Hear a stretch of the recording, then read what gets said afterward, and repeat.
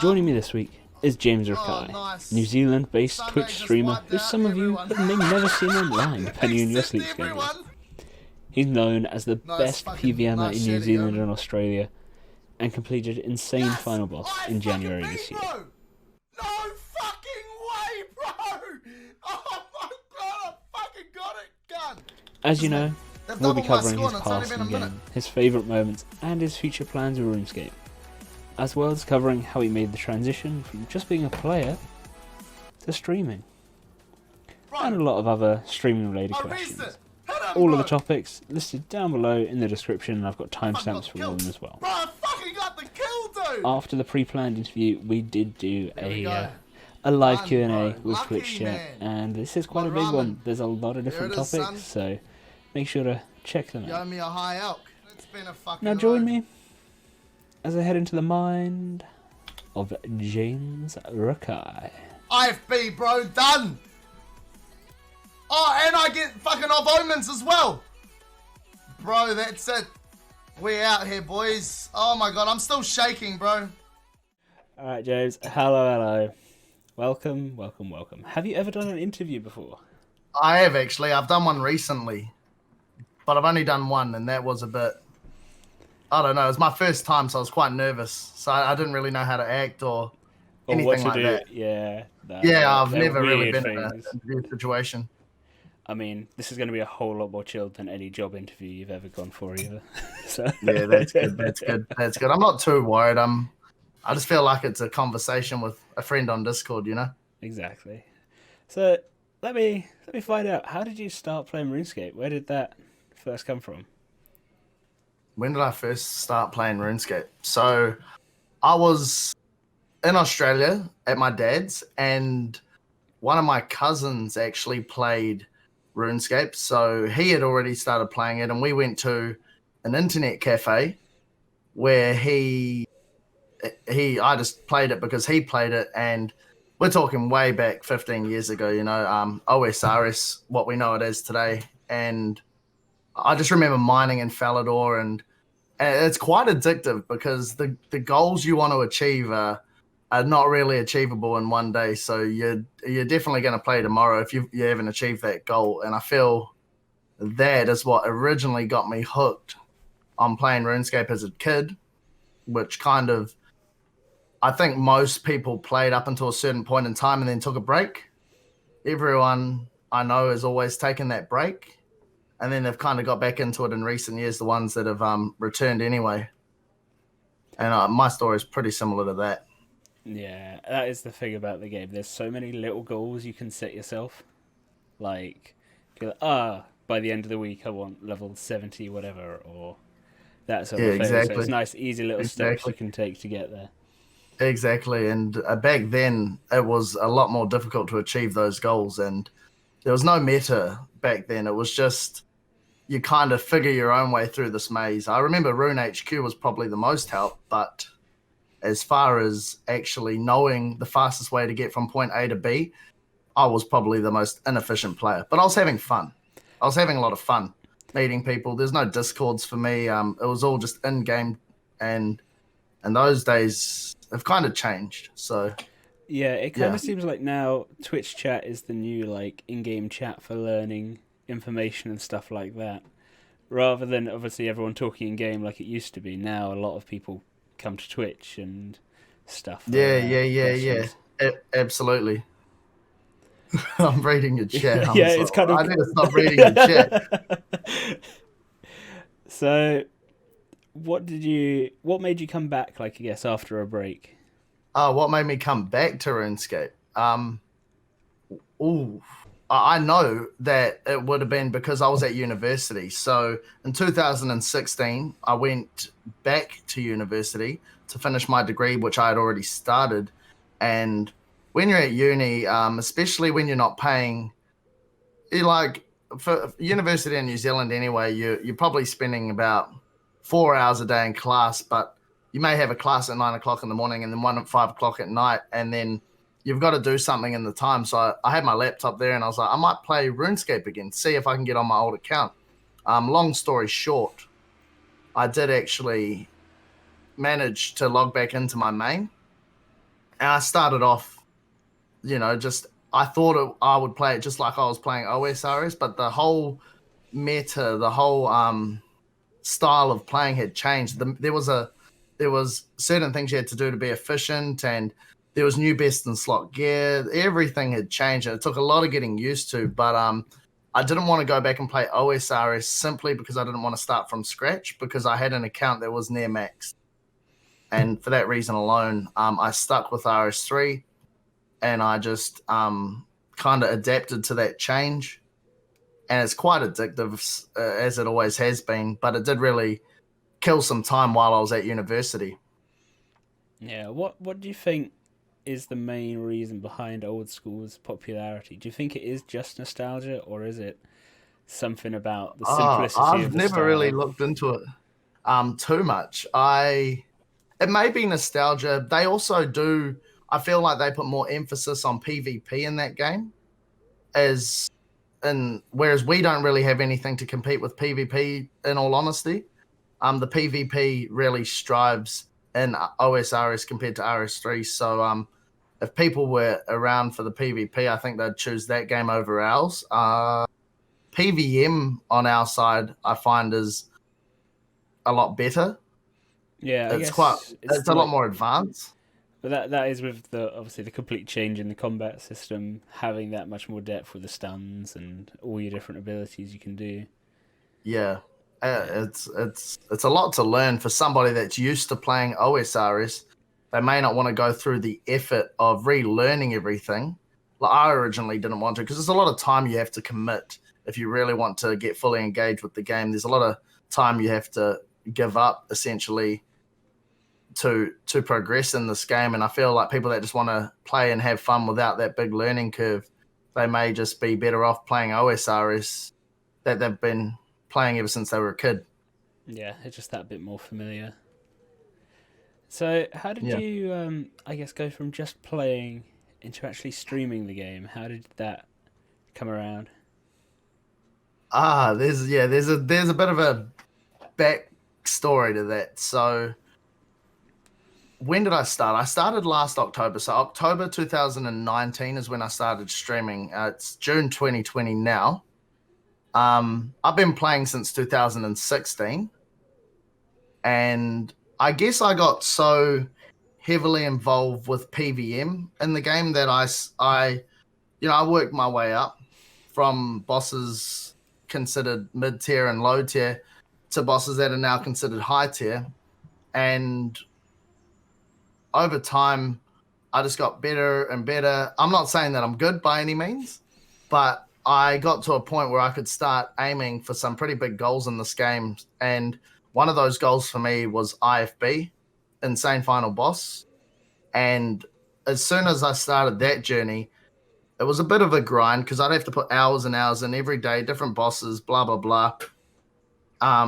And I started to meet a lot of people in the PVM community. Now, when you meet people in PVM, you kind of start hanging out with them on a daily basis. You kind of consider them friends, because when you finish work and come home, you play with them. If you had a bad day at work, they're the people you'd be talking to about what happened. And at that point, I started calling them friends, and I'd look forward to getting home from work or home from uni and just PVMing with them. And I guess PVMing is something that I enjoy a lot. We eventually started getting close to IFB, and I guess we're from Australia. I'm from New Zealand myself, and I know the culture down here in New Zealand, we're a little bit more arrogant, or we play around and joke around with each other a little bit more than people elsewhere in the world. So Yeah, a lot of the things I used to say in the community were pretty. If you didn't understand the sense of humor, then they probably saw that as being quite arrogant. So for me, I kind of just went along with it. And people, one morning, basically a long story short, is there was this post on Facebook one day on the Rune group, the Runescape page, whatever it is, and I was looking for some teams and helping them, blah blah blah, because the people that I PVM with, they they weren't at the level that I needed to move to. I needed to get to Solak, which was considered at the time one of the hardest bosses. Yeah. But I just couldn't find teams for that. So I started looking through other avenues, and Facebook was one of them. And somewhere in the comments along the line, I replied to someone saying, you know, none of my friends could PVM. I ended up calling myself like the best PVMer in Australia, New Zealand, which became a definite meme. But like at the time, when I said that statement, I was comparing myself to my friends that haven't left Gold War Dungeon 2. So I was comparing myself to them, and then I went to sleep that night. I woke up in the morning, and all of a sudden, I see people in the Max Guild win a Hot Worlds. People are oh, it's the best PVM in Australia, New Zealand. I was like, where's all this coming from, right? where is what? I just had no idea what was going on, and then someone eventually sent me a link to like memes that were being made, and then I saw the Facebook comment, and I just facepalmed like, no way, this has just happened to me. And anyway, everywhere I went, I was being called the best PVM in Australia, New Zealand. So me not being too phased about it, I'll just kind of go along with it and just act. Yeah, I just act like, yeah, I am. You know, I am. Of course I am. I know I am. And that got to the point where people thought, you know, is this guy actually serious? And if that's gonna fool them, then I'll just go along with it. And I kind of just rolled with the punches and just acted like I was the best PVMer in Australia, New Zealand, which kind of all of a sudden, a lot of people in the community, especially the PVM community, started to recognize who I was. That's around the time when I first got introduced to Twitch. So I started like appearing in people's Twitch chats and making appearances on their streams. And I kind of knew that if I did want to eventually start streaming, because I was doing like little Discord streams just so people could see what PVM was like from my point of view. Because as a PVMer, I am somebody that plays on Revo, and I am someone that uses ability queuing, which are very frowned upon when it comes to high tier PVMing. And I thought, you know, it can be done. It's just you never see it done because the people that stream all that stuff are very experienced players, and I was definitely not on their level. So I thought, you know, maybe I'll give streaming a try, knowing that a lot of people already know who I am. I was a bit of a meme everywhere. I also was very friendly with a few of the other streamers. So like Sunday was a big example of me just kind of getting out there in the field of PVM, and we were doing Solak every night of the week. So I was really starting to get familiar with some of the Twitch platform stuff, the audience there. And then and I even met people like Mojo who streamed, who actually was the person that helped me set up my first stream.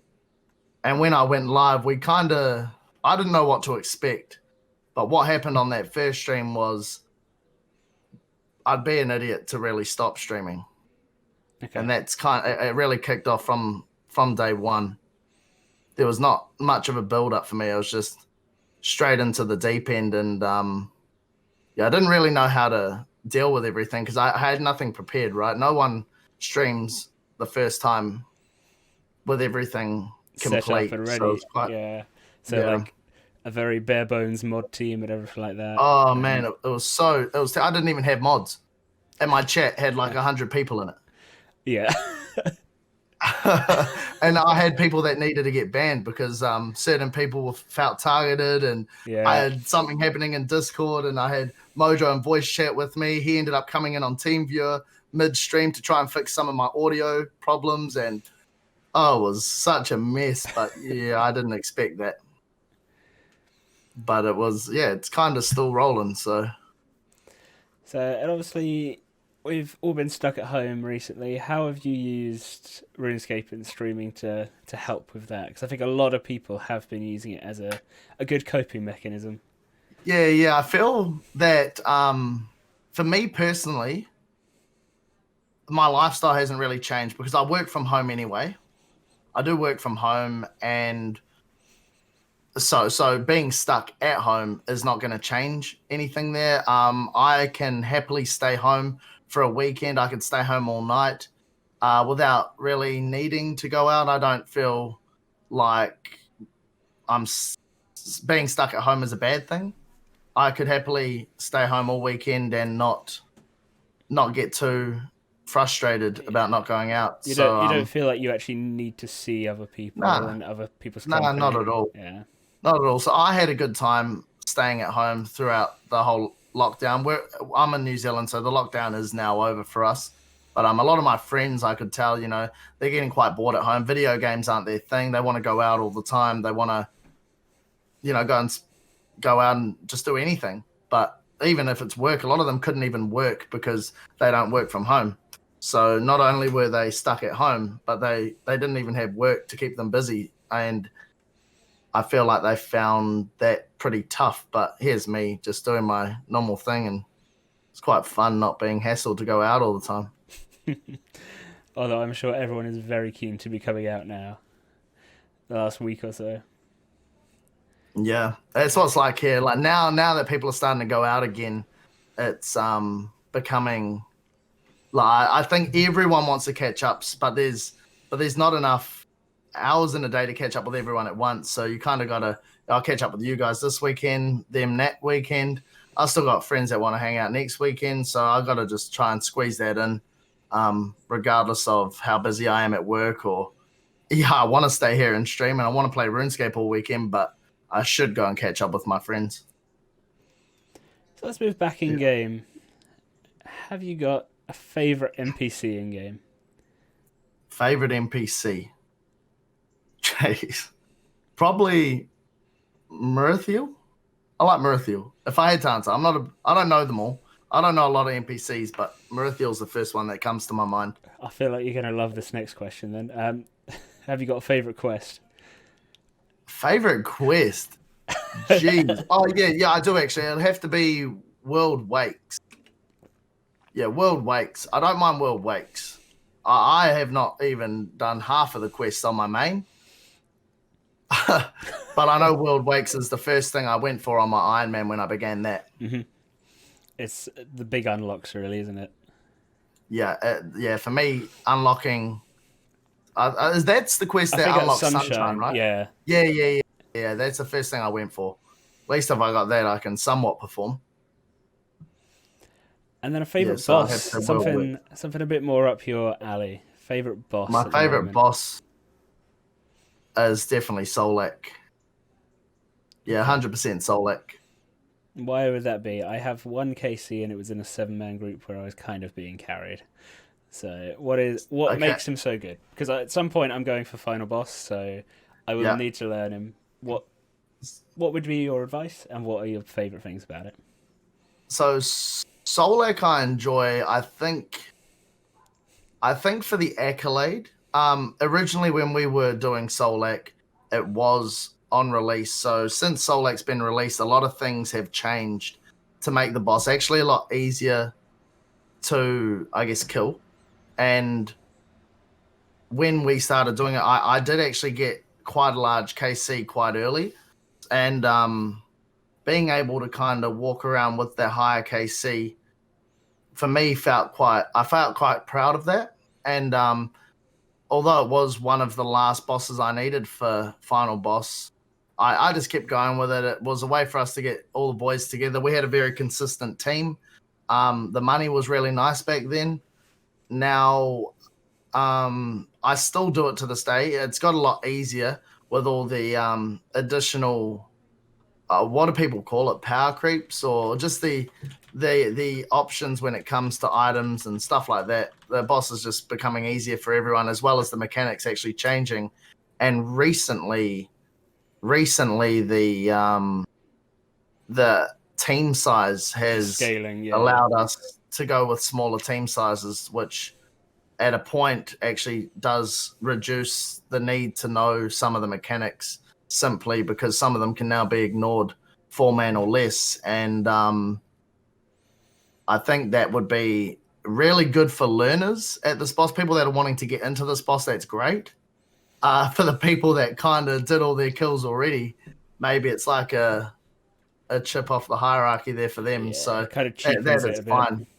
That is fine. We just gotta accept that for what it is, and just I still do it. It's one of the only bosses I still do. You said you wanted to learn Solak, right? Yeah, I'll need to at some point. Yeah. So last week, was it last? It was this weekend. About 2 days ago, we did community Solak on my stream. That went really well. We've done it in the past where we just take people from the chat and we bring them along for their Solak kills, whether that be to get them their first kill for Reaper title, or there are some players out there that want to learn Solak, but it's very difficult for them to find teams.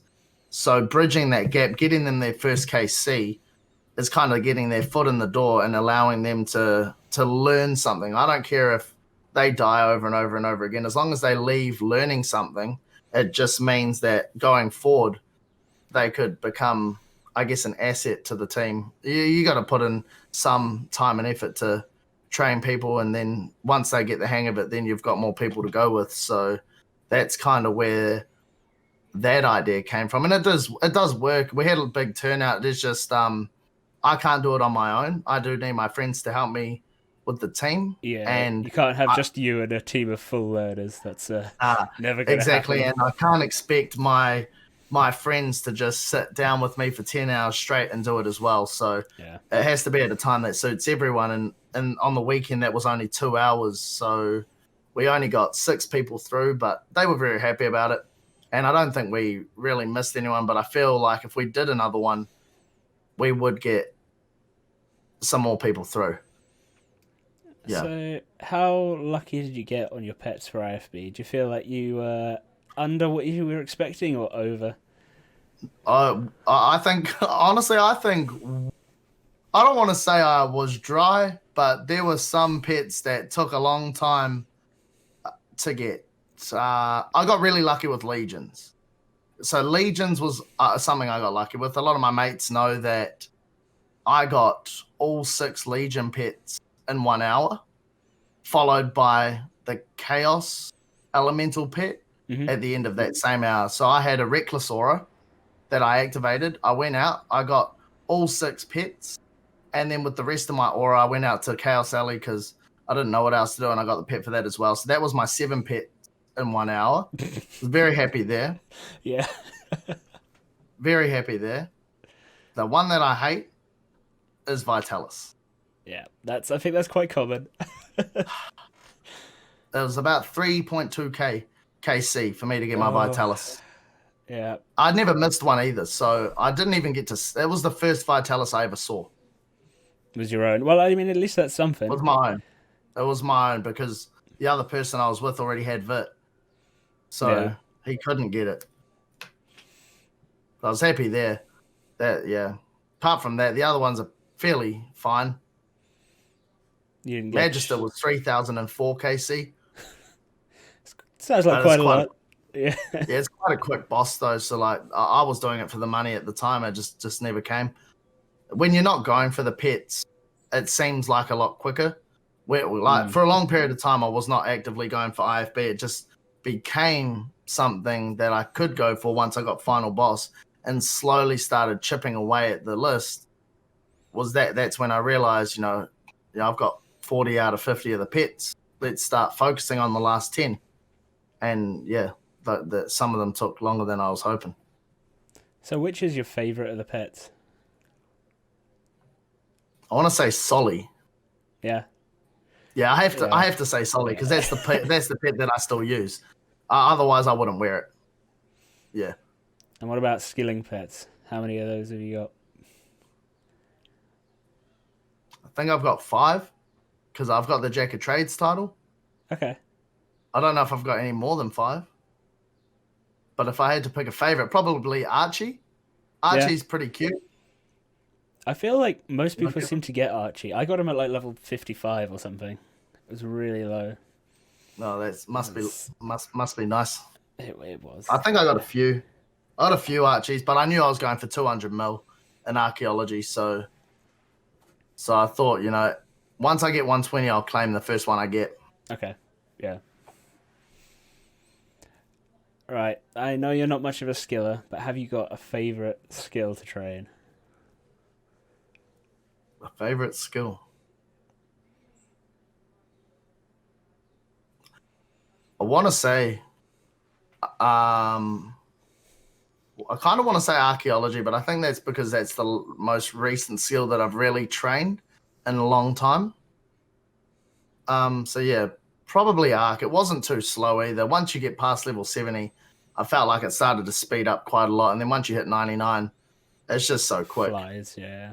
Yeah, it flies really quick, so it wasn't too draining. Plus, as a streamer, it was quite a nice skill to just sit there and AFK essentially, while talking to your chat, because sometimes the chat can get quite busy. So if I was at Solak trying to keep up with the chat, it'd be a bit difficult. But archaeology really helped me get to know the chat a little bit more than just answering questions. I really got to kind of understand their story and get to know them a little bit more as viewers, as people that regularly tune into the stream. Yeah, rather than just names on the screen. Yeah. And is there any activity in game that you feel more people should do? Something that's like not very popular. What have other people said to this? Well, I had imp catching was what PvM said last week, which was interesting. Well, I don't even know what that is. It's literally going around. Is that when you hunting catch for imps. just random Yeah. random imps around RuneScape? Yeah. But stuff like I don't even know. That mini sounds like games an or Iron Man anything thing. like that. Or... No, that's Iron Man content. I feel. What do you mean? You've got an Iron Man, right? I do, but I ain't catching imps.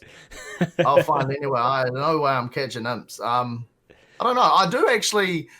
I think Castle Wars would be pretty fun if we could get like I know that Castle Wars has a world, but most of the people in that world just sit there in AFK and they want to go for trim, right? Yeah. But I feel like if there was two active teams going to Castle Wars to play Castle Wars, that could get pretty fun. I guess the last time I really went there was in OSRS when I first unlocked Ice Barrage, or when I first did Desert Treasure. The first place I went was Castle Wars to try and freeze everyone. I thought that was quite fun. But nowadays you go there, it's just like two people running across the map while everyone else is just AFKing around. Yeah, it's something I never got to like participate in because I've only been playing really a year and a half and then a couple of months back in 2006. So all these mini games and stuff, I just missed out on like this sort of community battle. So I agree with stuff like that. So it'd be nice to try and get something like that together. It was fun. I don't know what it would be like now because the combat's all changed, and yeah, I would see it being pretty difficult to get through. But who knows? Who knows? I don't think it will ever pick up again, but I don't think it's at Trimwreck anymore. But at one point it was. Usually I go there to AFK Thaler when I was going for some of the boss pets because I think the Jad pet required a certain amount of Thaler, and that's how I got my Thaler. I just went to Castle Wars on Spotlight. And grabbed it. Yeah, it's like the last time I went there, to be honest. So... how do you think the journey to IFB changed your view on bossing and PvM in the game? The journey to IFB. It's pretty grindy. So there are a lot of bosses there that I will never go back and do. There is no way I'm going back to do certain bosses because it's either not worth the money, not worth the time, not worth the effort.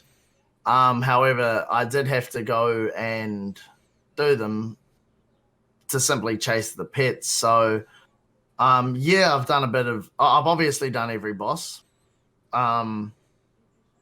It's really just made me focus on the higher tier ones.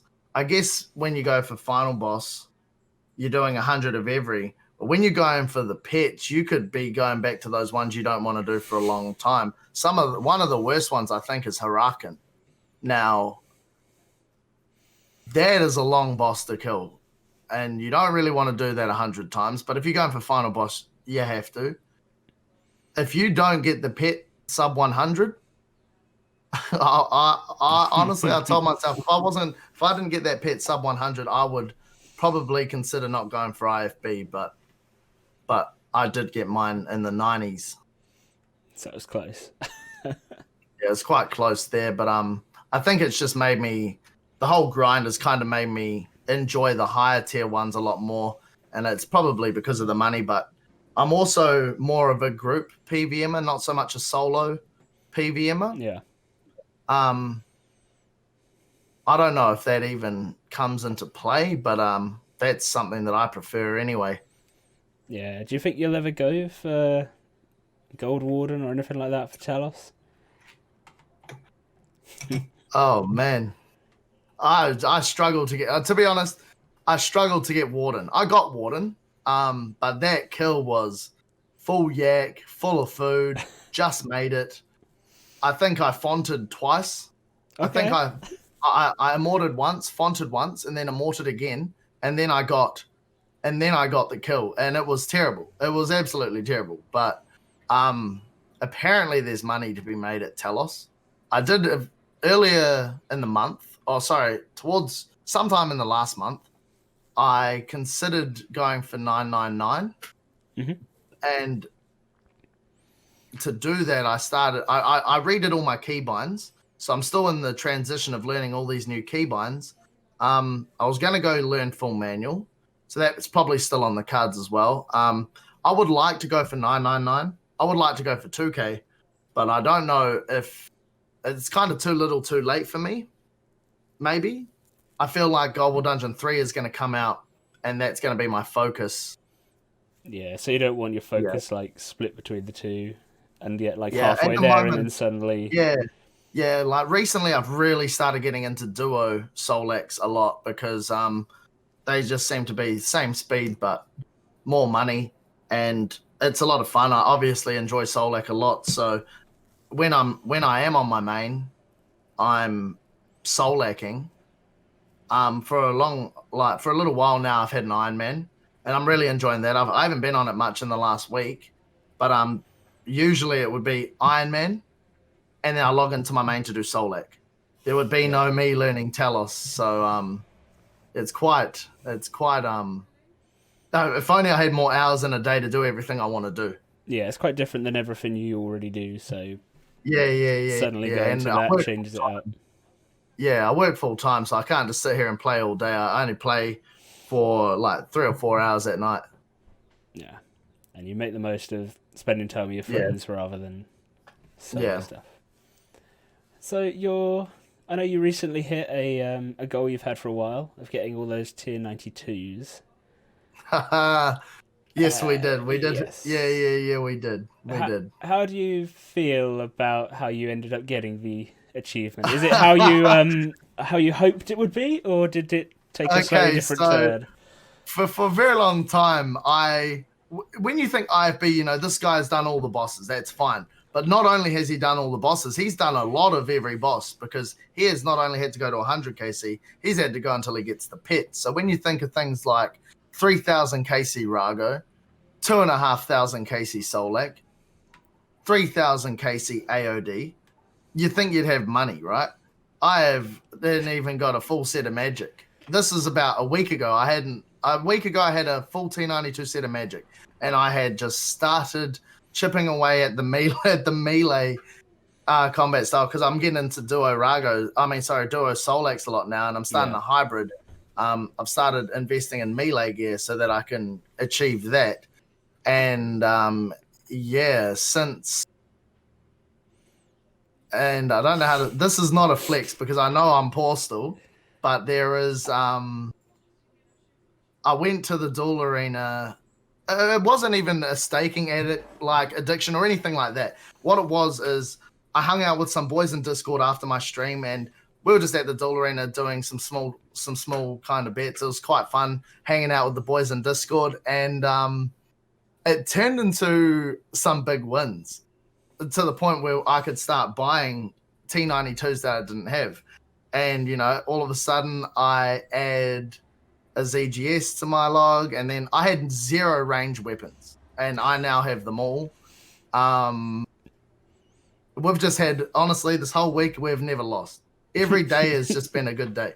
And I don't know if it's the fact that I can just hang out in the Discord and have a good night with everyone, and the satisfaction of that, or am I chasing money? But I don't know. We're just getting too lucky. I think I honestly I kind of want to quit while I'm ahead, but Yeah, it's a bit of a but sinkhole. it's just this peer pressure, man. It's peer pressure. Yeah, just having everyone telling you go for it, do it. It's hard to say Yeah, no. yeah, I mean, kind of, yeah. I assume you wish that you could have done it through the GP you earned from bossing rather than. Do you feel Ideally. Well, the goal was to PVM until I get all these T92s, and that would have been a goal. That was more of a long-term goal. It's just this happened and that happened, and all of a sudden, I can't wait to kind of end my stream some nights so I can go have a little staking session with my friends. And I'm not addicted to staking. I'm not addicted to staking. It was just quite fun while it lasted. I mean, everyone. I had one of my friends get a blue party hat for the first time. I think a lot of people had some good gains, but walking away, I think, is smart right now. I feel like it's a good idea. I've never had the temptation to go there. I don't know. I feel like it cheapens some things in a way. Absolutely. Yeah. Yeah, absolutely. Like the money made at the Duel Arena definitely makes you want to stay there. I feel like I'm quite lucky that I think I'm quite lucky that I still love PVMing. I still love playing on my iron. So there's a lot of other content out there that I can still have a good time doing. I've got goals that I still want to achieve on my iron, goals I still want to do on my main, things like that will keep me away from just having, the last thing I want to do is have nothing tomorrow. And then what? A rebuild stream. Yeah. Streaming rebuilding for the next 3 months. So what is the next goal then? What's on the main?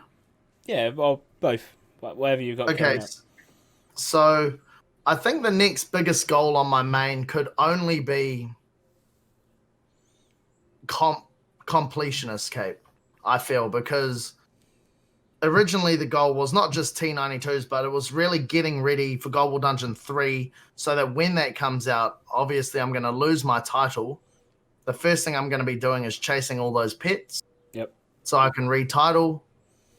And I just didn't want any obstacles there. So I wanted to get the supplies. I want to have everything ready to go. I want to have all the weapons just in case I need this or I need that or this can't attack that. At least there's no barriers there, because the last thing I'd want to do is get to Gold War Dungeon 3, find out, this boss is only affected by range, and what do you know? I don't own anything range. Yep. And what do you know? Ascensions are now 500 mil each. Like that's what I really wanted to avoid. So locking all that in, it's kind of secured Gold War Dungeon 3 when that comes out, and I've got more than enough supplies to keep me going to get those pets back, I hope. So yeah, the next one after that was going to be Comp Cape, but I'm a wee while away from Comp Cape.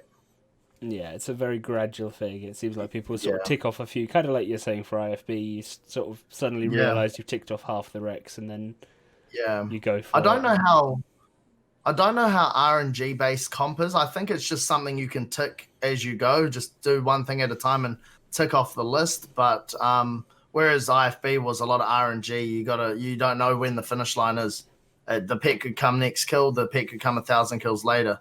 But the Comp Cape, I feel, I could do X amount of quests per day, get it done, just chip away. Just the big one for me is my ports. I haven't started ports, and I hear that's quite long. Yeah, I've dipped into ports a little bit, and then I just forget about it for months, and then do it for a week, and then forget about it again. It's just, I don't know. Even with the reminders in chat, nah. Yeah, so that may be, now that I've talked about it here, maybe something that I take back to the streams. And that's the other thing, like as a streamer, I don't normally care what I stream. I just stream what I feel like doing. But I don't know if I really want to be streaming quests on my main. We'll find out, I guess. Hey, nothing wrong with a few quests here and there. You never know. You might end up liking them. You'd be surprised. Some of the things I've done on my Ironman were surprised me. They really did. What was a favourite moment? The moment that most surprised me would definitely be on my Ironman when I had to get Proof in a week. Okay, I saw this challenge that you put out, Yeah. basically. Yeah. So there was this Proof in a week challenge. However, I did not prepare for it. I hadn't done things that Ironman should do, like unlocking the kingdom where you can get logs which go towards construction. So my only way I could really do this or achieve this in a week is if I was to go and cut 12,000 teak logs on my Ironman. And that took days. It took ages. It took ages because I had to go and do so much divination to get so much energies to make so many porters. Yeah. So I had to go and make diamond necklaces. I had to make heaps of necklaces, heaps of divination to get heaps of porters so I can go and cut heaps of teak logs so that I could get 75 construction. And that took 50% of the week. Around that, I still had to do a lot of quests. And then there was some other weird stats that I had to train in between, and that wasn't good. That was not good at all. It took a long time. Yeah, it was. So Plague's End was like my first big goal when I started to go for, and I think it is a lot of people's. So, was it a week from? Was that when you started the account, or was it just a week from your like stats? Like, how did that come around? So what it was is I started an Ironman a few months ago, and I jumped straight in. Like, obviously, I had a lot of friends to carry me those early levels. I got myself to like 30 combats, and then from level 30 combat, I just had somebody tanking things for me at Elite Dungeon 3, where I just rushed all the way up to like 70 stats, where I went out and got my Gothic staff, and then as soon as I got my Gothic staff and full Mystic, I went straight to Hellware, and then I got my first wand in Orbit Hellware, and then as soon as we did Hellware, we pretty much went to Virago, well and truly under geared. So I'm kind of, I got carried through a lot. I'm like, I'll admit it, I got carried through a lot of those things, but it really sped up the progression on the Ironman, which meant I missed a lot of the efficient content that I'm now realizing is crap. You know, I have no overloads. I have to kill these rangers in Proof to get Grimoire spikes. I might get enough to make 2 overloads an hour. So that's so depressing. But so I'm kind of backtracking now to the things that I skipped, which is not too bad because at least I've had a lot of fun. So yeah, that's kind of the idea there. And then we got challenged to Proof quite early on. We got challenged to Proof. We did that, and then not long after that, we got the T9, the Curses and Overload challenge that a few of my friends just gave me that challenge to try and get that in 2 weeks. And that was another good. It was good progression. It was good fun for me to try and push it out in 2 weeks, but it was also good for my account as well. It got me to a point where I can now, you know, go PvMing with them. I have Nihils, I have T95 Pres, I have overloads on my Iron. That's all like the basic good things that I needed. However, it is it's not very fun to maintain. Yeah, it forced you with some direction, I suppose. Yeah, it really did. So let's change it up a little bit. How do you think new players coming into the game are greeted? How and what would you change? Interesting. New players, completely new to the game. Yeah, have you tried to introduce any of your like IRL friends into it over lockdown and stuff? Yeah, I definitely have. So I think it's very what happened for me is I told, you know, my friends know that I play RuneScape. They know that I started streaming stuff like that. They've tuned into the stream a few times, so I've kind of encouraged them, hey, come play, you know. They used to play it as kids, but they want to play again.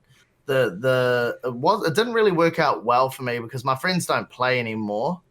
They didn't really even play for a whole week. I guess when they watched me stream on Twitch, they saw, you know, me killing these things, whether even things like Vindicta, you know, they want to do what they see on Twitch. But, you know, what I'm doing on Twitch and what they want to do are it's very different because when I introduce them to the game, they are not doing what they see on Twitch. They're doing complete different They're just back and killing trolls just to try and get their levels up. Yeah, Even if I gave them the money, even if I gave them the money to skip grinding for money, just here, I'll give you 100 mil, go get started. You go just do this, just get that to that. It's very different than actually coming out. They want a PvM basically, but to get to a level where you can PvM at a fun level is I don't know how long it would take to get there. I guess since I've played the game, my Ironman got up there very quick, but as a new player to the game, you're not going to get there that quick. It could take you. It's a big investment. There's so much to learn. Yeah, there's so much to learn, and I don't know if people are going to stay interested for that period of time before the game actually starts getting enjoyable. So that's how I kind of feel about new players coming in the game. Unless you love skilling or the social talking to people aspect while you're skilling, unless you enjoy that, I think they're going to lose interest pretty quick. I mean, do you think there's anything that could be done to change that?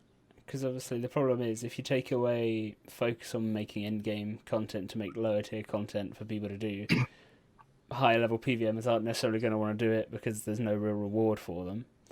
So people aren't going to see this stuff being done, and they're not going to realise it exists. So, I mean, even stuff like Giant Mole, it's a basic boss, but if people don't see it, they're not going to know it exists. I don't know. It's quite tough. I've never looked into that question. I've never been the person to try and solve any problems, not just for new players, but I always hear people complaining about things that could be done better in the game. I'm one of those people that just sit back and say, you know, it is what it is. Kind of, I can't change it. I can't change what we have. So I'm not going to complain about what we have. I'm just going to see what Jagex has for us next. Enjoy what comes out of the roller coaster. Yeah, I don't really, I'll probably do complain here and there about something, but that's just me getting a little bit carried away. As far as development of the game and content and what they should introduce, what they shouldn't, I don't really look into it too much. I just accept it for what it is. And if they introduce something, most of the time I ignore all the new content because it doesn't faze me, but there are some things like the PvM Hub I think was a good move. I do enjoy the PvM Hub because it's allowed people to, you know, it may not be specific to new players, but what it has bridged is the gap for all these mid-tier players that aren't maxed, that, you know, you hang out with at the G, people you call friends, they can now PvM with you very efficiently because of that hub. So it's now kind of opened up how many people you can go PvMing with. And that I think was a good step. I know that probably a lot of max players in the game are shaking their head because they've already earned that trophy of getting a maxed account, and now everyone's got it. Why did I max? Why did I max? But I think it's really allowed me to PvM with some of my other friends that want to learn as well. I've got a lot of players returning to the game. They come through my streams. They've just returned to RuneScape, but they're not new. They've got accounts with good stats. They want a boss that's a good kind of takes a lot of struggle away from them having that hub there. Yeah, an easy way for them to know how to get to different bosses and stuff like that. Obviously, you do still need the 1 KC before you can get there, but it's still... You do.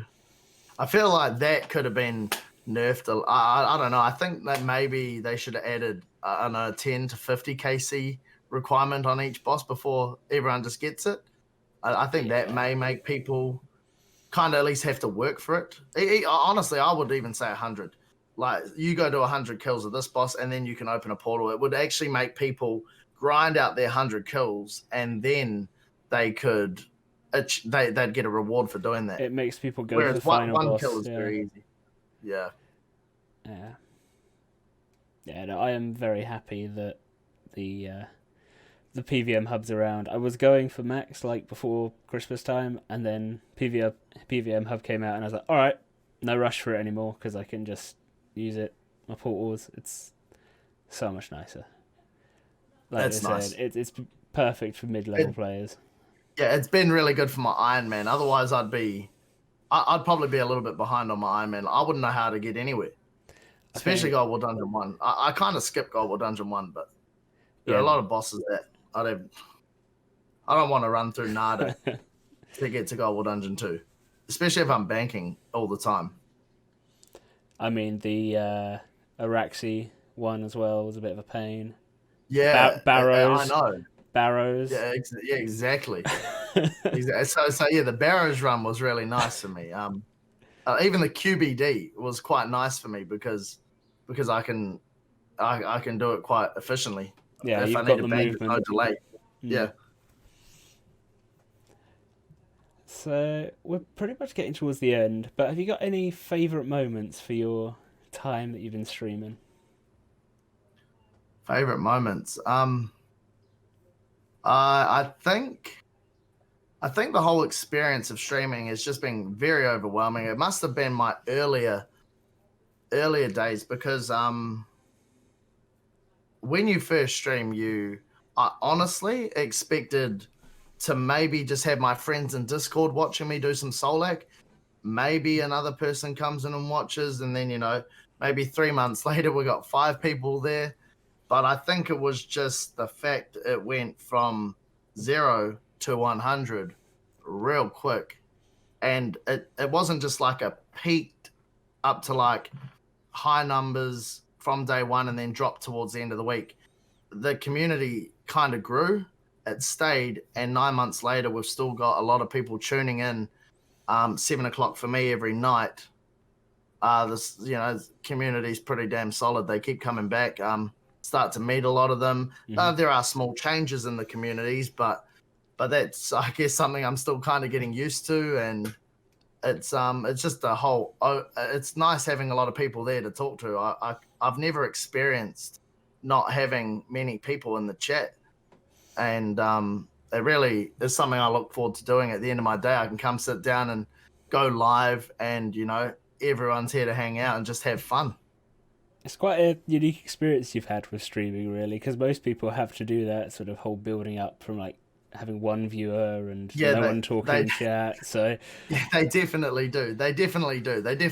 And it's those people that I love hosting at the end of my streams, because there are a lot of people. There are a lot of times I've ended my stream and I've just gone to the RuneScape category and I've looked for certain things. So when I host someone, I normally check, they've got a mic, they've got a face cam, and they're playing RuneScape. And I'll usually try and host someone like that. And some of the reactions you get from hosting, somebody that's used to only having 1 or 2 channels, people that haven't even got affiliate yet, all of a sudden getting like 70 to 80 people in their chat is, yes, it's very overwhelming for them, but 90% of them message me either on Discord or they send me a whisper on Twitch saying thanks. Like it's kind of made their whole night. That's made their day. We rated Mr. Flows last week, who sent me a big message on Discord saying thanks and how it made his week. And it's just moments like that you're quite grateful for. I guess it shows the influence that you have, even if you don't like realize it at the time, how you can make people feel that good. So yeah, it's kind of nice. It is nice. All right, well, some of them get put on the spot. They're not used to having that many people in their chat, and you can see that. And everyone starts talking away. But a lot of my community are pretty easygoing. They'll hang out, and there's no issue there. They'll make it easy. They're not going to give you a hard time. Yeah, I was going to say, if you suddenly head into someone's chat and they've got no mods or anything, it can suddenly be a bit of an issue. Yeah, for some people. Yeah, it would be. Yeah, no, we've helped, or we've done that quite a lot. All right, fantastic. Well, that brings it into everything that I had to ask, and now I'm sure chat has got some questions. I've been seeing a lot of stuff coming up, so let's see what we've got. What have we got? Also, thank you, Broski and Balioli. Thanks for your follows. Let's see what we got. The Wolfie clip people are talking about. What is the Wolfie clip? Oh my gosh, that's okay. There are moments as a streamer where, oh my gosh, who said that? There are moments as a streamer. okay, so it's like I'm not very I would like to be family friendly as a streamer. I really would. But like when I first started streaming, I was very, up, down. I had no direction. Hmm. And there are moments where you just get like a bit annoyed and you get a bit angry. And one of those moments was the Wolfie incident that happened probably a month and a half ago or something, where I just got really frustrated that he just kept dying over and over and over again at Solak, which was yeah, it's not the first time I've done it. It's actually the second time that I've done that. I'm not proud of those moments, but what made it worse was a few of the boys, they found it funny because Wolfie's one of our friends. So when I lost the plot at Wolfie, all his friends started giving him a hard time as well, to the point where I woke up the next day and somebody had made a remix of this rage clip video and put it on SoundCloud, and now there's different remixes of this rage clip, and it's just gotten escalated too quick. I'm scratching my head like I it feel was like not that bad. It was just constructive criticism taken the wrong way. yeah, I think Celius has linked it in chat. There's yeah, it's got a lot of bad language in it. Okay, So I will. Let's leave that one until yeah, I'd maybe probably leave that one. after. Feel free to watch that after. Yeah. So let's see, what do we got? Nikki is asking what your advice for my channel is, which I'm not really sure. Who? Nikki, one of my, has been in my stream before. What is James' advice? Oh, for your channel? Yeah. Oh, I don't know. I think it's going great for you. You've, as far as, like, I was very surprised because you messaged me asking if I wanted to chat, and that's when I actually looked into your YouTube channel and stuff. And you've actually talked and had this chat with a lot of streamers that I look up to, people that were at the top of the game before I started streaming, and that to me was quite surprising. I was like, wow, how come you decided to interview me when there's like, I know earlier today you were speaking to Ryan. Mm-hmm. Yep. I think the interview that I did watch on YouTube was the one with Brandon. Yep. Yeah, there's so many people on there over the few months. So many, and I didn't even know. So I was just thinking, yeah, of course, I'll be keen to have a chat, but I didn't realize you had already talked to all these names that I've looked up to for a long time. So I think it's going good for you. And I do also I thought it was just these one-on-one interviews, but when I saw the one this morning with Ryan, I don't know who the other guy was, but I did notice that it wasn't just a one-on-one chat. It was a little bit of a game, like a quiz. And I do like the variety there. So it's not just one-on-one chats. There's options to expand and maybe include two people, and that's content, right? Yeah, for me, the initial aim was to make a place where someone could come who likes RuneScape stuff. Maybe they've heard of a couple of people, so they want to see an interview with them, but then they can go and branch out and see these new people that they might not have heard of. So like yourself saying you hadn't seen Kafar. Like, he's got such a unique concept. He's doing a desert-only hardcore Ironman, whose end goal is to kill Telos. He got his first Telos kill in his main about a week ago. So he's literally locked in the desert. He's had to... Yeah. Was he a YouTube only pretty much content creator? Yeah. See, I haven't dwelled into any of the YouTube stuff at all. Everything I know is Twitch. So it's kind of also good that you're branching out to not just the Twitch platform, but the YouTube one as well. I've also done a few artists as well. Like, it's been a while. Like, they tend to be a little bit more sort of hesitant coming on, which makes sense. They're not used to actually sort of putting themselves out there in person. They're known for their art. Yeah. So yeah, that's so like, as far as options go for you, do you have a lot of upcoming things to do? Are you busy?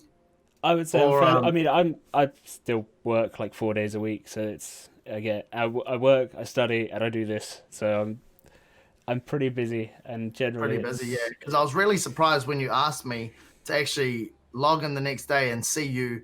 Damn, you've got other people you're interviewing in the meantime, so it's not. I thought you were just waiting for me to do this like once a week kind of thing, but it's very, you got like 3 or 4 people happening in a week. It's like, damn. It's a very constant scheduling nightmare, but so far this year I've not had it. I can imagine, especially with us right now, because this time zone is probably abnormal for you.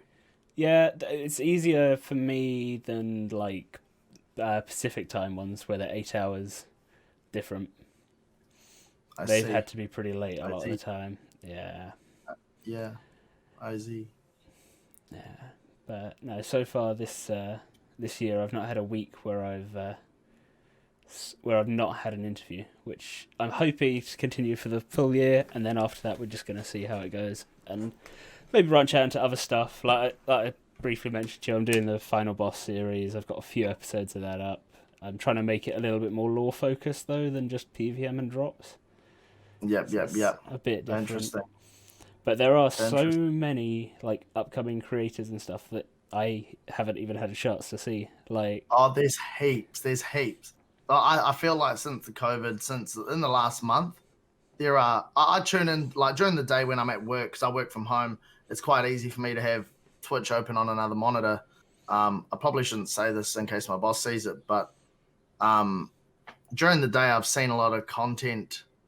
Like just people with a lot of people in their channel, and I was like, "Who is this?" So I go and check them out, and they're either not affiliate or they're still on their first month of streaming, and it just surprises me how big of an audience they have.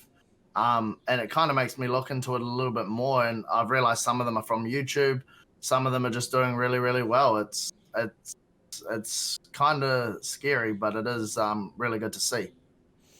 It's good for me. It means I haven't got like not going to struggle to find people to come on as well. Really true. Nice. Yeah, it would definitely be good for you because I bet you a lot of those newer streamers would be more than happy to get their name out there or to have a chat with you, just because it's kind of networking for them. Yeah, like I myself have to pop into all sorts of people's chats and say hi and chat to them because just suddenly coming out of the blue and asking, "Oh, do you want to come on an interview?" is a bit forward for some people, and it is, yeah. Like coming around that way in a nice way is tricky sometimes. Yeah. So let's see. Come on, chat. We got any more questions? Nikki's asking when you're coming on the game show. That would be very tricky to organise because at the moment the current champion is Pacific, so we'd have a Pacific time zone, a New Zealand time zone, and a UK time zone to match up, which would be kind of tricky. Yeah, you're gonna have to probably. Do you work around them most of the time? Yeah. Like I'm fairly flexible. I have early starts at work, like 5:30 a.m. starts, so generally I'll work it out.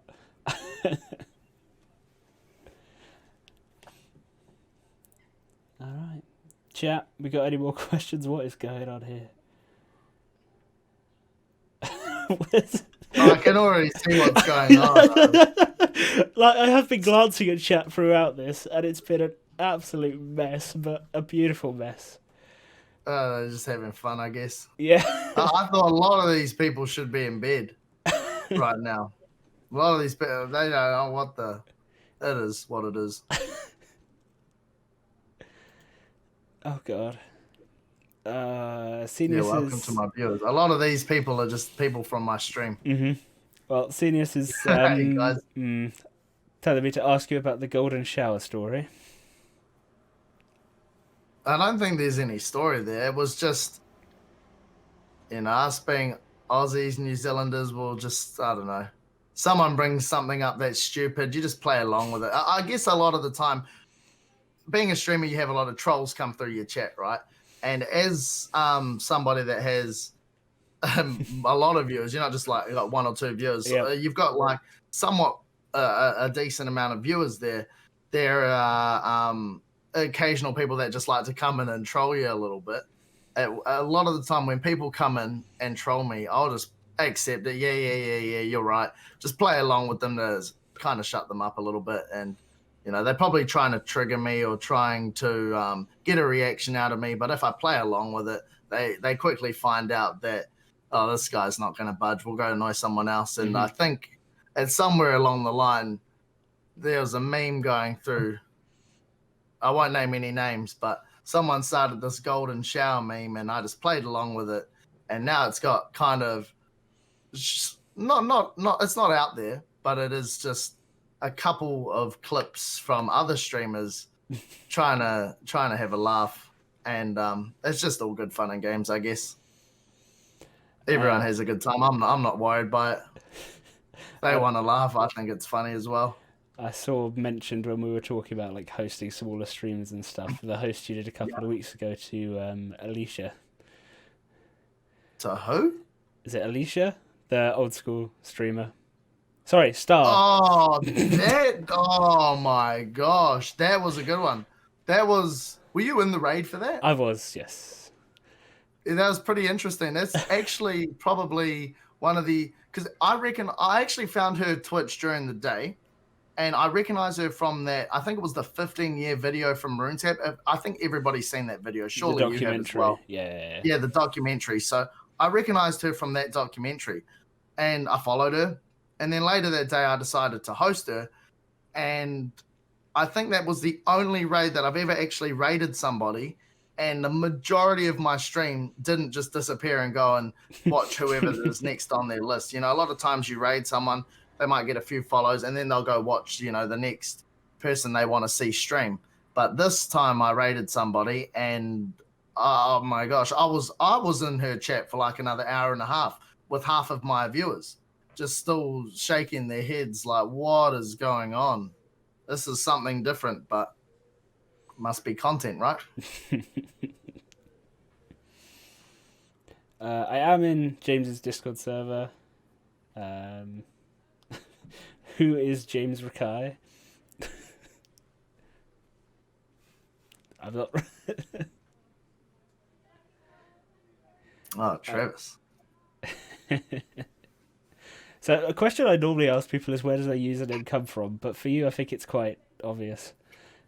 Yeah, I don't know why, but when I was, I don't know, 13, 14, 15, whenever I made this account, I thought, you know, when they ask you for your name, you just put your name in that slot, right? And then make a password. Me being me, I just put my name in there, and it's kind of it's my original name on the account. So it is what it is, right? I can change it, but it's not like I can hide who I am. So yeah, everyone knows you for the name. So what's the point? Yeah, exactly. So yeah, that's my name is my name, I guess, and it seems to be the same on all other platforms that I'm on. So it's not very difficult to find out who I am. Celias, thank you for gifting a sub to Puppy. Very nice of you. Even though you're not a sub yourself, subbing someone else. Beautiful. Love it. And now you've got the bronze microphone. Look at that. Wait, I don't know if I want to ask that question.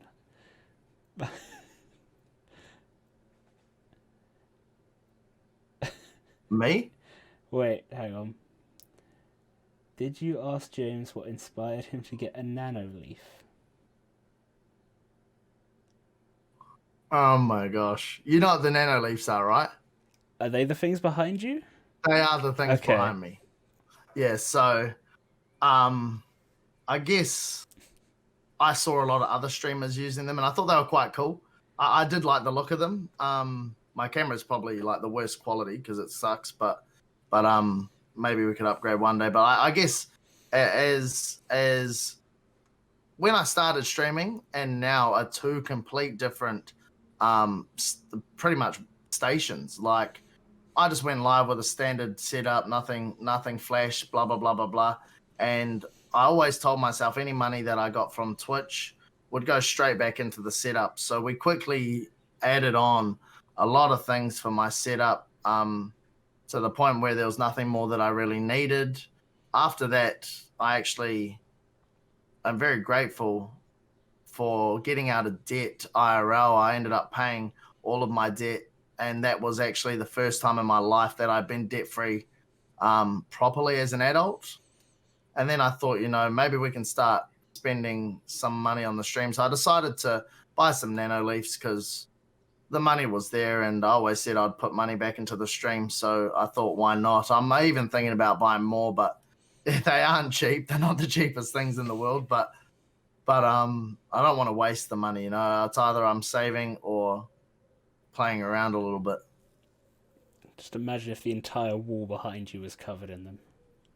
I think that'd be a bit too much. But there are some good streamers. Like there are some good streamers out there that have really nice setups, and I'm just where I'm situated. It's just not a good room to make anything of it. So maybe later in the year when I find a new place, maybe we can make it more stream based. But I kind of just got to work with what I got. So before this, I was looking. The whole stream could see my whole bedroom.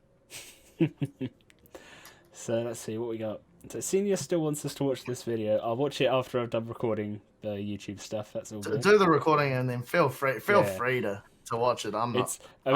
It's a different video. It's not the Wolfie one apparently. Oh, okay, good. Then let's see what we got. Ask James about the live Weetabix eating. Sorry, Weet-Bix, isn't it? It's Weet-Bix in New Zealand. It's Weet-A-Bix over here. So you've got Weetabix. You're really familiar with what Weetabix is, right? Yeah. So one night, I think I was just up a bit too late, and I think on my streams, I just kind of chill out as if I was hanging with friends on Discord, and some of the boys in chat, they're just like, "Oh, do something different," you know. Well, we're talking about channel points, and I don't really have any good channel point rewards. So someone's like, "I'll just go like eat a Weet-Bix or something." I'm like, "Oh, so no, it started off with like eating peppers, and then eating this and that, and this heaps of random different things." And the one thing I did have was a Weet-Bix, and then someone in the chat said, "I'll eat a Weet-Bix if you eat a Weet-Bix." And heaps of people joined in, right? so I actually, I did actually go upstairs. I grabbed a Weet-Bix to come back down, and it was fun. I mean, it wasn't terrible. It wasn't hard. It was very, very dry. I'll give them that. It was like you do not want to eat a Weet-Bix. No. You couldn't really eat too many of those without milk or some liquid. It's so dry. That's all I remember. It's so dry. I guess it's just the after feeling of it all being mushy and like it is mushy. It's really it turns into like a paste. Yeah. It turns into a paste, and it's a very bland flavor. So but it's it's not like I'm dying over here. It's just not the most pleasant thing. It's not like I'm gonna do that again anytime soon. Carrie Butter asking why you got an Evo. Also, thank you, Senius, for gifting us a sub. Why did I get an Evo? Yeah. I think Evos for me, because cars were a big hobby prior to the streaming, prior to a lot of my growing up. I was very heavily involved with cars. So, and I've always had Evos. I've always liked Evos, and therefore I think that's why I stuck with them. And they've always just been a favorite car of mine. Okay, let me scroll back through what we got. Do the cinnamon challenge, Vitalis is asking. Man, I ain't doing the cinnamon challenge. I don't even know if that's healthy. I've seen the videos. They sent it's pretty funny. You got to watch it sometime. It's not ideal. Like you're gonna make a mess. Thank you, Cam, for the bits. I hope you've enjoyed it. And yes, James is a very chill guy. I agree. Okay, what we got? Live onion. Have you had a bite out of an onion yet? I hate onion with a passion. I probably wouldn't do that regardless of what anyone would give me. I would not eat an onion. Someone suggested a garlic. Oof. A bulb of garlic. That I could maybe do. That's disgusting. It's got to be worth it, you know. That's imagine eating a whole onion. I mean, a whole garlic. Yeah, that's like yuck. It's got to be quite disgusting. A goal. That's disgusting. Someone asking what a Weetabix is. It's basically just a dry, wheaty cereal thing. So it's not designed to be eaten on its own at all. Shaggy asking what your favourite food is. Probably spaghetti bolognese or lasagna, something Italian. I don't know. That tends to be the go-to for me. No, good choices. Yeah. I am a pasta man as well. Are you right? A question that I've asked the last two people. I don't know why. Have you got a favourite curry? No, I don't know if we have much of a curry over here, but I'd probably say butter chicken because that's kind of what everyone goes to. It's quite safe. I haven't really explored the range when it comes to curries, though, myself. Yeah, that's a little plain for me. I think I But prefer something a I've bit actually seen spicier. you ask. I did actually see you ask, I think, Kibium that I asked question. Kibium and I asked Rabbit. Yeah. Kibium doesn't even know what curry is. Yeah, apparently Well, curry houses I don't know exist. I do. I myself, I know what curry is. It's not something I've gone out and tried all the different kinds of curry there is to offer. It's just the only reason there. I'm not opposed to it. I don't know. When it comes to restaurants around here, there's most of them are more like bar food. You know, you go there, get burger and chips, steak, stuff like that. I'm having clips linked clips linked that people are saying RPG, but I'm not sure I'm trusting them. And once I'm done recording, maybe we'll have a little look through some of them. So what have I got here? So Iron Hard Mode Vindy. Travis is asking. Dude, I just planked right. I can do that easy. That's so easy, man. That's not even a challenge. That's not a challenge. That was just a bad day. I stuffed up and I died at hard mode Vindy. Yeah, I don't know how I missed that one. Being asked if you'd shave your head to be like Odor Block. I'm not sure if that's at both of us. If it is, for me, it's definitely a no. I have done that before, but I'm not shaving my head. Nah, that's a no from me. So, do you see yourself branching out into other games in the future? Or do you think you'll stay RuneScape focused? That's from Cam. I am this guy. I probably not. Probably not. I don't. I think because I don't play any other games, right? RuneScape's the only game I play. So when I'm not playing RuneScape, when I'm not streaming RuneScape, I'll probably be out with my friends doing something or doing at least something productive. It's not that I don't trust you, Puppet. It's that I'm going to watch them after I'm done recording. So we'll go through them in a bit. But CDS asking who your favourite female RS3 streamer is. My dude. I don't have a favourite. I don't know. They're all great, I think. It's typical Senius, right? That's his thing. Tell him to answer that question. There you go. No, I don't have a favourite. I don't really pick favourites, regardless. It's like picking a favourite child. Who asked that? Puppy or Ellie? No, CDS asked it. Oh, Valsplash, thank you for the host. You have missed most of the interview. We are pretty much wrapping up. But if anybody has any questions about, well, anything for James, then feel free. And let's see what you guys have got to come up with. And yeah, hope you had a good stream.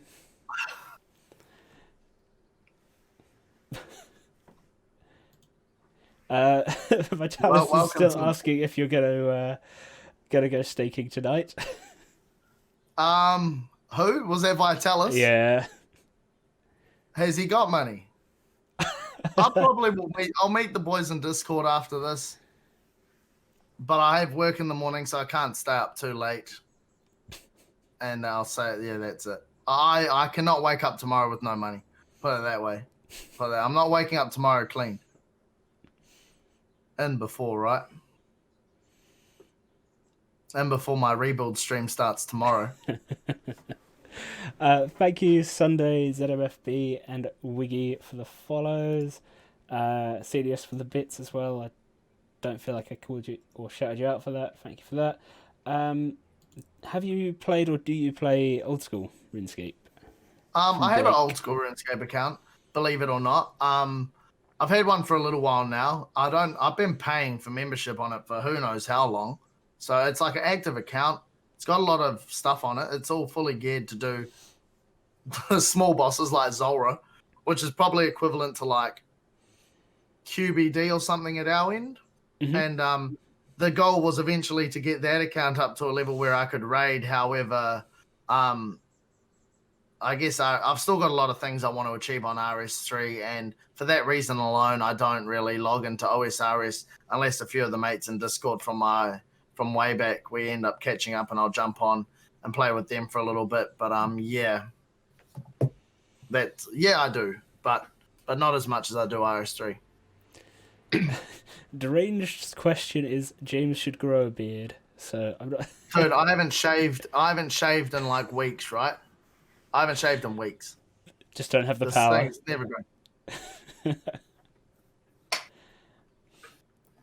So that's kind of the answer to that. Vitalis asking what you need to improve to change from Mammoth to Ripper at Solak. He just needs to base. If he bases, I'll Ripper. I have absolutely no trouble going to Solak on a Ripper, hybrid, if I'm DPS. Thank you for the shirt. The shirt actually comes from Hobbiton. Like 2 years ago, spent 3 months in New Zealand, and of course we had to go and visit Hobbiton if we were going. And this was in like their clearance bin. It was like $5. So that's all right. Bargain. So I'm not even gonna lie. I have never been to Hobbiton. I live here. Yeah, I mean, are you a Lord of the Rings fan or not really? Yeah, I think Lord of the Rings and The Hobbit. I read them as books before they were ever movies. So I did actually like the series. Mm-hmm. I just I think those movies really put New Zealand on the map as you know. I don't even think people even knew what New Zealand was until those Lord of the Ring films came out, and they're really good to watch growing up because I was quite young. So they were big films back when before I played games like this and stuff like that. So yeah, I do and quite enjoy them. What barriers to entry does Solak have? Okay, so I'm no expert, right, when it comes to PvM, but we do host community Solak when we have the chance to, and normally we at least ask the learners to have some basic understanding of PvM. So whether that be some kills at AOD or like, I would expect them to be trying to bridge the gap between Virago, AOD, and Solak. At least have some understanding of basic PvM, and we'll be able to probably carry them through the rest of the way. So if you've got some understanding of rotations and defensives specifically, that is probably enough for you to get through a nice learner kill. But once you do get to that stage of getting through the kills, you should really focus on getting essential unlocks like the Dominion mines and certain invention switches, which will just help improve your DPS. Not that I can DPS, but I mean, the more damage you do, it takes a lot of weight off everyone else's shoulder. If everyone carried an equal amount of weight, the kills are rather nice. You don't really want someone hard carrying versus somebody getting carried. Yeah. Yeah, that's just not something that happens with me. Humble, by the way. Yeah. So I'll follow it up with, because it's the tank that said it, and they've just messaged saying that Consolo Ambassador said, do you think they can move on to stuff like Solak, AOD, and obviously raids is quite a tricky one for people to actually get into as well. I don't know how you found that. I think it's like any boss. No one really wants to take the guy with no KC, right? For obvious reasons. So I feel like I am banned from almost every French chat, every Discord in this game. So it's very hard for me to say, hey, come join this French chat or come join this Discord. But I do believe that getting involved with those Discords and getting yourself the learner tags, you will get your foot in the door and you'll find a team that is willing to take a learner and just putting yourself out there, getting amongst the Discords, getting amongst, you know, the learner friend chats that are out there. I won't name them, but there are definitely a lot of good FCs out there where you can go to learn specific bosses and they're more than happy to teach you as a learner. You just gotta, I just recommend, don't try and hide that you're a learner. Just say, hey, I'm new, help me out, because the last thing you want to do is invite someone to a team and then find out they're a learner halfway through the first kill, because you will stand out that you don't know what you're doing. So if you at least say, hey, I'm new, they can guide you so to avoid any big mistakes. Oh, sorry, I missed that, Cam. Thanks for the bits as well. Do you wish you had a beard like Cam? Absolutely, man. Man's a beast. Love you, Cam. Puppy asking if you've got any plans to become the world's best PvMer, move out of Oceania, take over the world. No, I can't even claim Oceania, to be honest. I don't know where that meme came from, but I kind of know where it came from. I can't believe it still exists.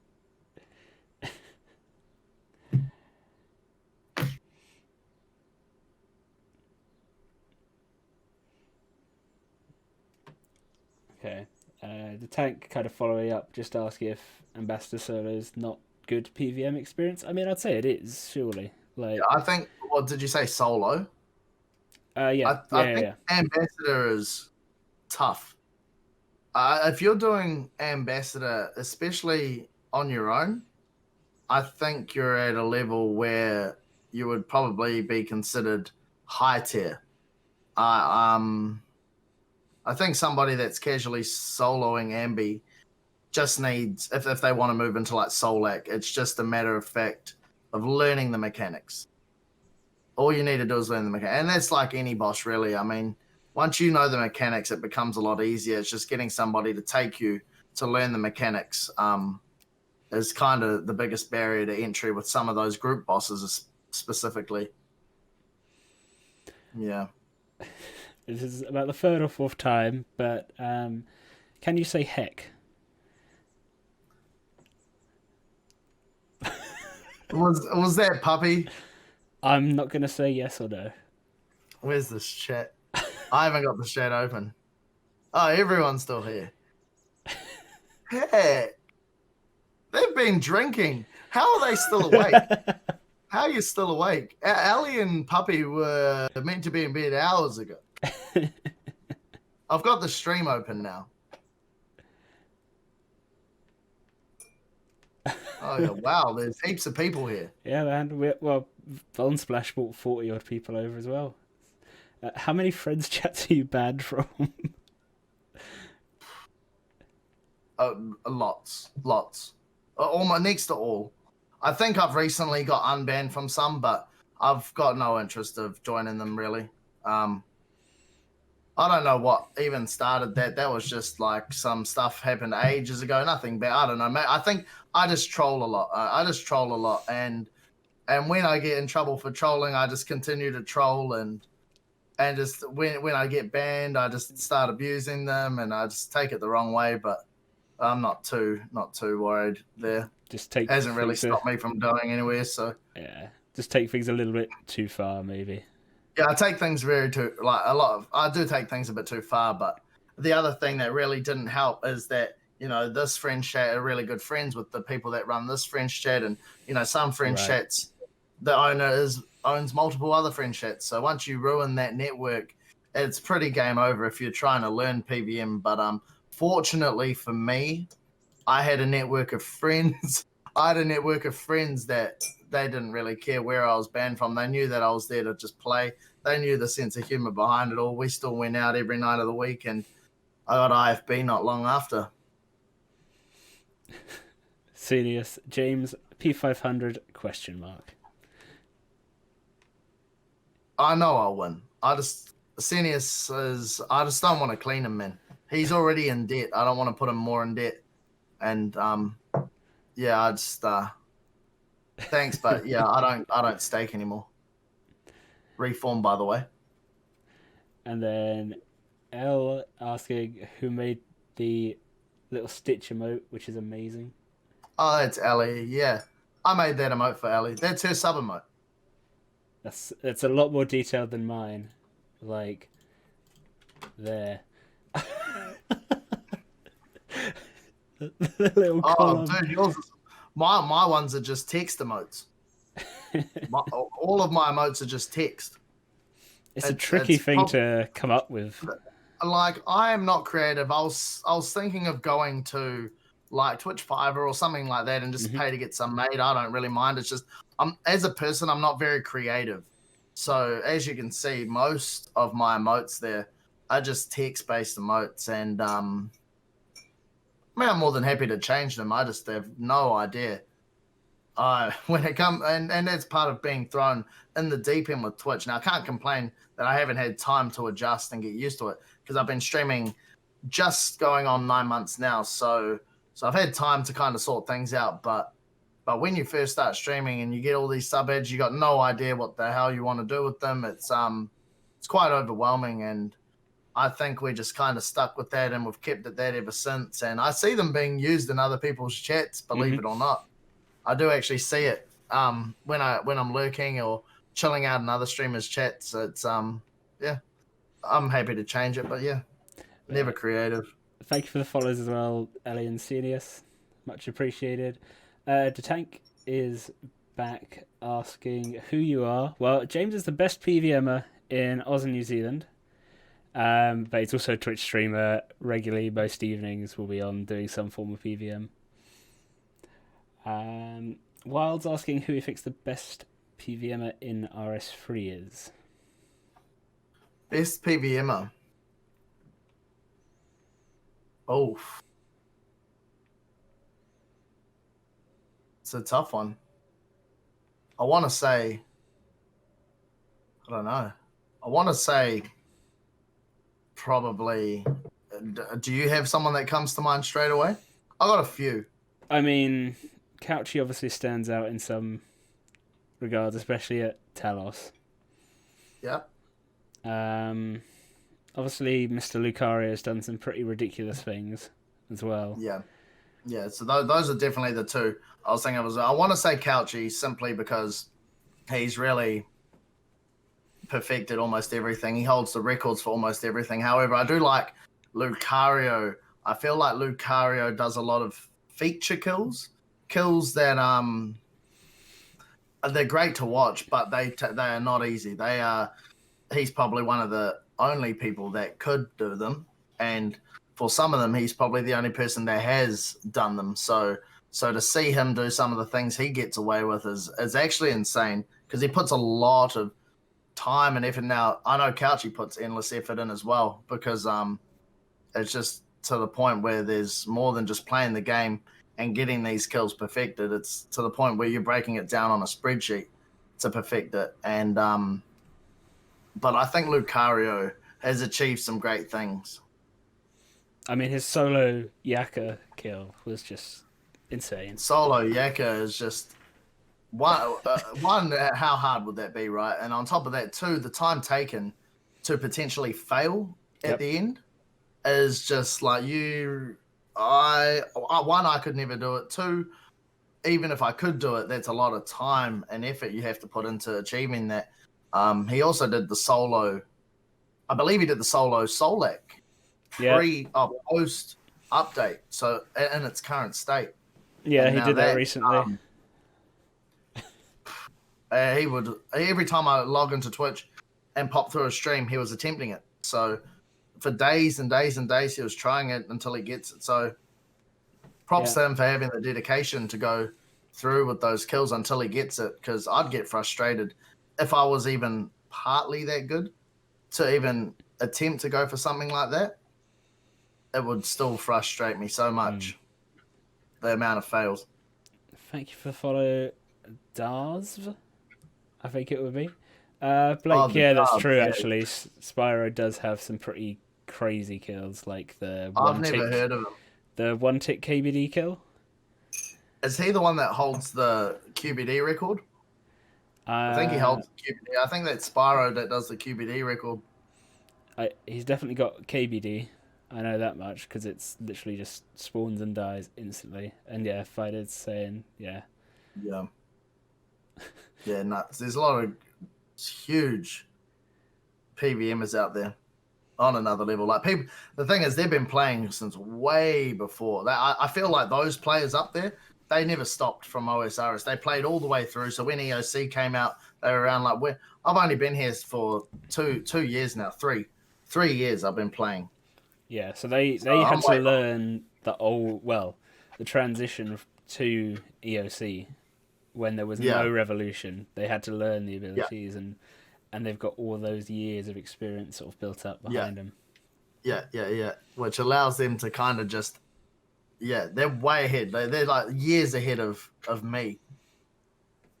And I'm years ahead of some of the new players that have just started playing now. They ask me questions, and I feel like I'm not in a position to give them any advice because I'm not a good example, but they still learn a lot. Thank you, Travis, for the follow. And yes, this is quite a large water bottle. It's like 1.5 litres. It's just because I drink a load of water through the days, so we'll need filling up, well, a lot less frequently. Alright, I feel like we're kind of coming to an end. So, have you got any shout outs to anyone you want to make, James, before we head off? I think I can see your chat at the moment. Shout out to everyone that came from my stream and the people I see normally at this time when I am streaming. I can see a lot of familiar faces in the chat, so thanks for hanging out with us tonight. At least there's quite a few people here, right? Yeah. Thanks for being here. I mean, you guys know that I stream every night, so if you got any other questions, I'll be here tomorrow, but I'll be on my stream. All right. Yeah. Lovely. And you're there pretty much daily, right? Yeah. A lot of them are just, it's really nice because same people, different day.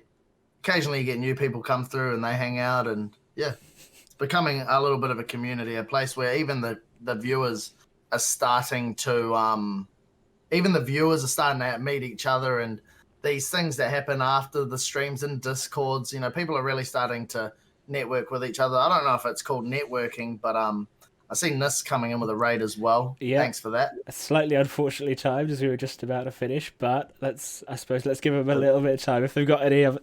So has anyone got any questions for James? And thank you very much for the raid. I hope you had a good stream. What were you up to? But all right, let's go. Some quick fire questions for James, because we've been going for like an hour and 40 minutes of constant questioning his life. So let's see what we get. Seniors, why are you so sexy? It's by default. Can't change that. What's the best spot to go to in New Zealand whenever you want to travel there? That's quite a question. I'd check out probably a lot of the snow. We've got a lot of ski resorts and stuff like that. Whether it's North or South Island, if you're into snow and snowboarding, and even if you're not into that, going to the ski fields and just staying in the cabins up there is quite a good getaway. Yeah, I'd enjoy that. I think I'm going to take some time off work in the coming month or two, and I'm probably going to head up to the ski fields and just spend some time out of town. Do you have much of a chance to travel? Have you been able to travel around south and stuff like that, or? Okay, so when it comes to traveling around the country, we only really go away at New Year's because a lot of the festivals that I go to with my boys are up north, so we kind of make a road trip out of it. We break the trip down. We stop in towns along the way, but that's always a good time, getting out of town, knowing that we don't have work tomorrow, just living it up in every town we stop in really is quite fun. So I do that at least once a year. We're going to do something mid-year this year, but yeah, it's good fun. Okay. Who is your favourite duo partner from Vitalis? my favourite what? Duo partner from Vitalis. This guy, bro. I carry him every night of the week, and we never get blight bounds. Okay. Kilu. Sorry, I'm not sure how to say your name. Lu. I want to learn Solak. How long will it take? An hour, a couple hours. Probably a couple hours. You can get the hang of it. Ape asking if you're wearing socks. Who? Ape asking if you're wearing socks. I'm not wearing socks, brother. Blake, have you always been ugly? Yes. Puppy, if you could describe Wolfie in one word, what would it be? Hench. Boxers or jocks? Jocks. Best/funniest PvM moment from Travis? Oh. Bro, the fact that Travis said that, honestly, the funniest things are his moments when he surges and drops instead. Because I don't know how he's got his keybinds position, but he hasn't just once surged instead of using the shield or reflect or something. But at Solak, when he's supposed to be shielding the DPS pile, he's accidentally surged and dropped the shield out in Narnia, because that's not the first time it's happened. It happens. It's so funny. It's so funny. Yeah, it's kind of maybe kills a few people, but you can't not laugh. No. Carry botter P100? I don't stake. Never have, never will. How much sunlight last week from Ape? Not a lot. Ever met Ron plays games in New Zealand?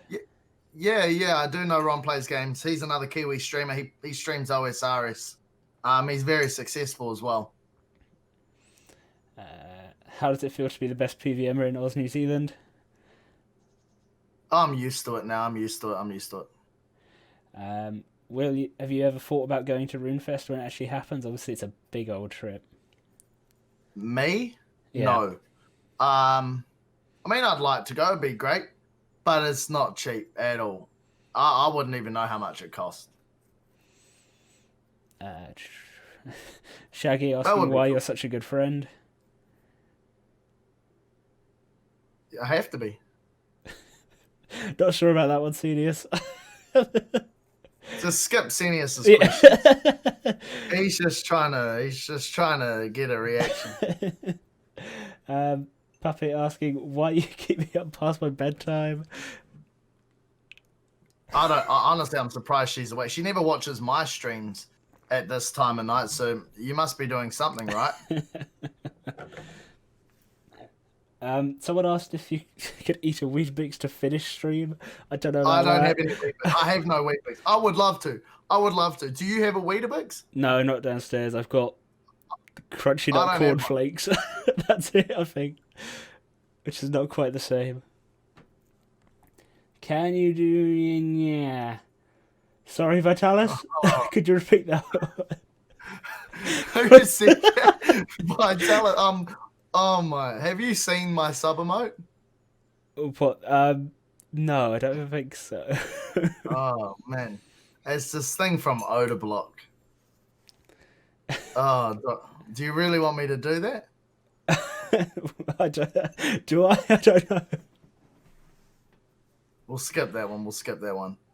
You can come and sub to me, Vitalis, and you can see me say it. We've already covered the best PVM in the world question. Sorry,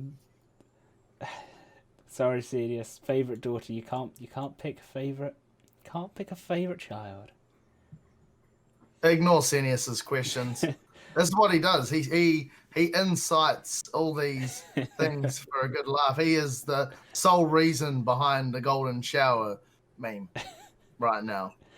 Lou asking how long you play RS on a daily basis and how it affects your relationships with people outside of the game. We touched on it a little bit earlier, but yeah, that's a good question. I play for about 4 to 5 hours in my evenings, which probably isn't good because I do work full time. So my day consists of waking up, going to work, and when I knock off work, I normally, go grab my dinner, go have a shower, do any errands and stuff that I have to do IRL, whether that be washing, whether that be going down to the shops, getting stuff.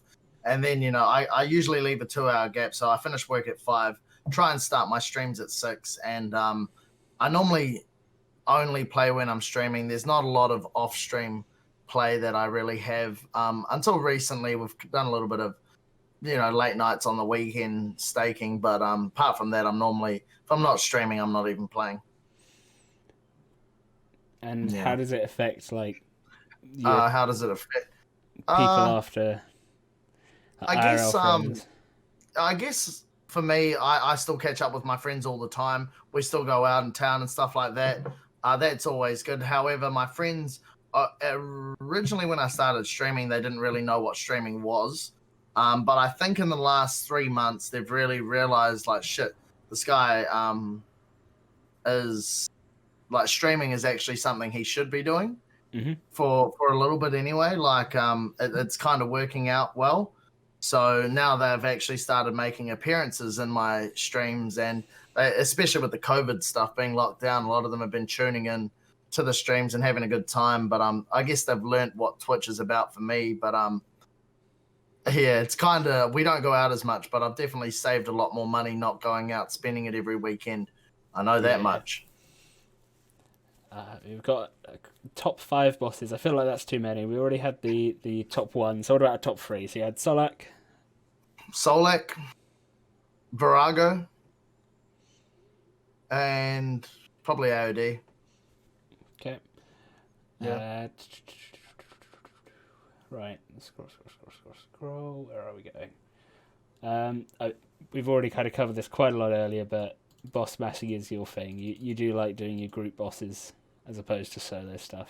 Yeah, I prefer group bosses over solo, and that's simply because I like being able to play a role. And I think with team PvM, if everyone has a role to play, and that cohesion as a group is quite satisfying when you get the kill, that if you can continue to do that, it's quite a nice kind of way to form friends and form groups and get to know each other, because you're hanging out, you're playing together, you kind of got each other's back. And I find that quite fun. You know, other people kind of depend on you to do your role, so that as a team we can get across the finish line. And I do enjoy that kind of participation in the group. I mean, I'm not saying I'm good, but we do get to a point where we're rather consistent. How is your full manual coming along from Georgie? Terrible. Absolutely terrible. Absolutely terrible, Georgie. I wish I could say otherwise, but I don't have any problem doing full manual. I just get really lazy, especially when I got a lot of people in my Twitch chat. The first thing I found when I was doing full manual is I really started to ignore my Twitch chat. Whereas up until now, I can usually casually keep up with my Twitch chat while I'm doing most PvM. It's just when I started doing manual, I would only check my chat between kills, and between kills you don't want to take your time because your team's waiting on you to get back in there. It's very hard for me to keep up with my chat. Yeah. I guess that's just practice makes progress, and I guess I just need to practice that a lot. So my name's Eddie, but my IGN is John Old, so I put like in-game names on the screen rather than IRL. Although in your case, it doesn't really